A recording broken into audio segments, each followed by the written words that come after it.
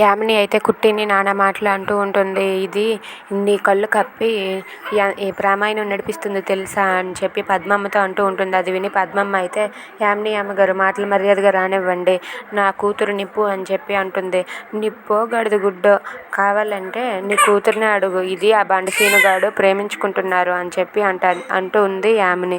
దాంతో అక్కడ ఉన్న పద్మమ్మ అయితే ఒక్కసారిగా షాక్ అయిపోతుంది. ఇక అక్కడే ఉన్న ఆనంది అయితే యామిని అమ్మగారు ఏం మాట్లాడుతున్నారు, మాటలు కొంచెం మర్యాదగా రానివ్వండి, మీకేం తెలుసని మాట్లాడుతున్నారు అని చెప్పి అంటూ ఉంటుంది. ఇక సింహాద్రి కూడా మీకేం తెలుసని మాట్లాడుతున్నారు, వాళ్ళిద్దరూ మంచి దోస్తుగాళ్ళు అని చెప్పి అంటూ ఉంటాడు. దాంతో యామిని దోస్తులో ప్రేమికులో ఇప్పుడో తేల్చేస్తాను ఉండండి, ఆ సీను గారిని పిలిపించి ఈ ఆనందిని ప్రేమించట్లేదని నిజం బయటపడేలా చేస్తాను, చూస్తూ ఉండండి, ఈ ఆనంది ఆ సీను ఇద్దరు ప్రేమించుకుంటున్నారని నేను ఇప్పుడే తేల్చేస్తానని చెప్పి యామిని అంటుంది.